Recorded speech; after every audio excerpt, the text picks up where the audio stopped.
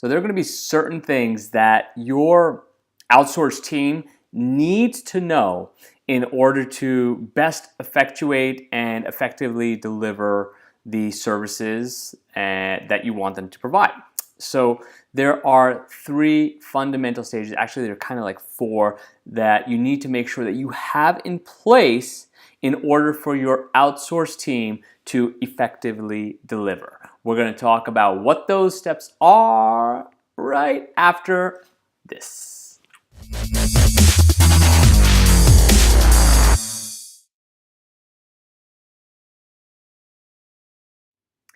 All right, welcome back. Let's talk about what your outsourced team needs to have in order to effectively deliver your product or service, and in order to make sure that they stay on target and that you don't get frustrated and all that good stuff that happens with outsourcing. So I'm going to go through these step by step. The first 3 are pretty simple. The 4th, you'll love it.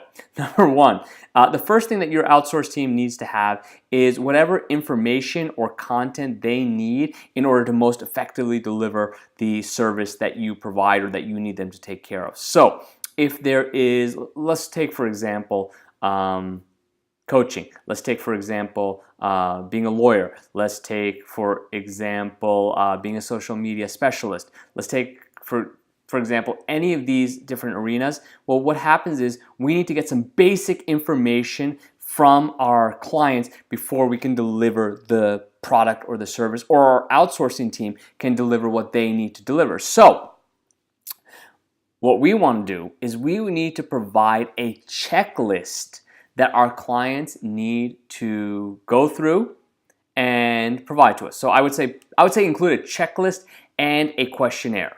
Okay, so the checklist is the stuff that they need to provide us, and the questionnaire is the information that we need from them. Once they provide us this information, we can move forward. Now, a lot of people say, well, that kind of involves me in the process. Now I got to get all this information from the client. No, you don't. As long as you provide your outsourced professionals, call them professionals, outsourced professionals with the checklist and say, hey, listen, outsourced person, man, woman, a robot, here's what I want you to do. Take this checklist and make sure that as we get started, the client provides you all the content as well as the information we need before proceeding forward. If they don't provide it to us within a day, a week, a month, whatever their time frame is, then I want you to follow up with them. And if they don't provide it to us within 2 months, then I want you to let me know and I'll get my ass back involved to make sure that you get what you need. Oh, did you see that? The video just lightened up when I put my hand there.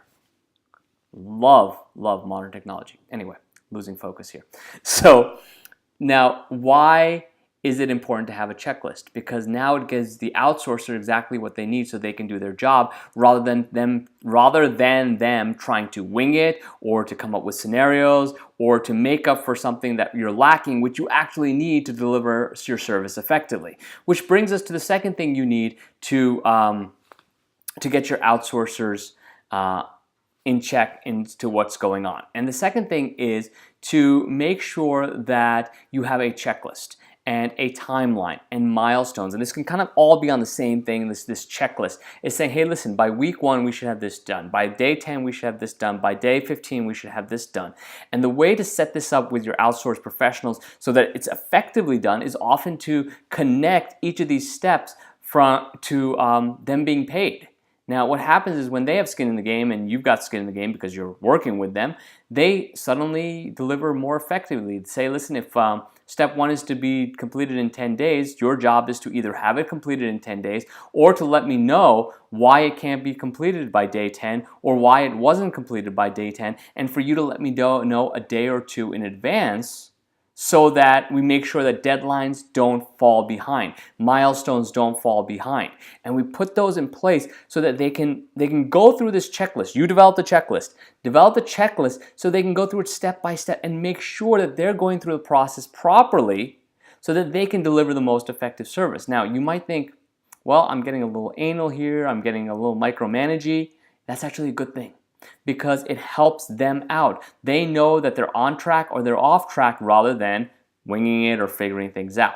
Okay, so that's step 2, is to make sure you have a checklist with the timelines and the milestones and the dates and the times and all that stuff put in there. And you can like I said, link it to them getting paid, saying, listen, when step 3 is completed, you get half the payment. When step 10 is completed, you get the full payment. I use this in all my businesses where I have outsourced professionals. So these are the things you want to have in place. Step number 3, what if you have multiple layers, or item number 3, what if you have multiple layers of outsourcers? Suppose you have a head VA, and then she or he has a subordinate VA, or you have a web designer who has a graphic designer, who has someone who does tables, who has someone that integrates pop-ups, and you have this kind of general contractor slash subcontractor type of relationship.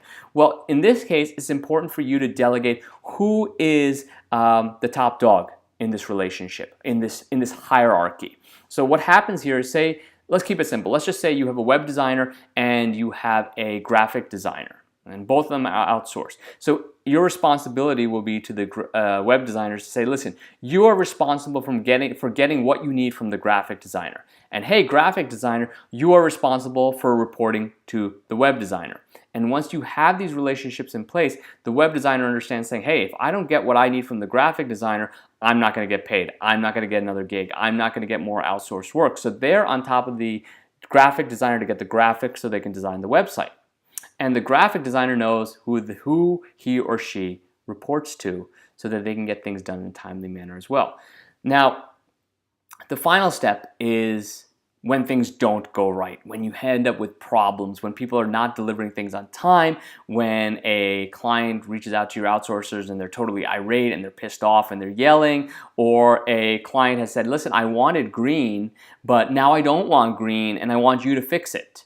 And your outsourcer is like, do we fix it, or do we go with what they initially said, and do we charge them more? So step 4 in this process is to have a delineation of items that may go wrong and what to do in those particular circumstances. So you might have something saying, listen, if you've done some graphic design for a client and they wanted green, but now they wanted to change it to orange, and it's going to add up to $50 to your cost, go ahead. That's something that you don't need to check with me. But if it goes over that amount, then you need to send me an email saying the client requested green and now they want to change it. And I will deal with it, or I will tell you how to proceed. So I would call step 4 these aberrations, which don't normally happen, but things that could go wrong, that will go wrong, that have gone wrong, and they want to know how to deal with these rather than, once again, having your outsourcers wing it or guess how to do this stuff. You don't want them doing that. You want them to have clear-cut delineations on how things are supposed to be done. So I've used a lot of these checklists for outsourcers in my law practice. I've used it in my coaching business. If you want a copy of any of this stuff, hit me up. I'll send it over to you.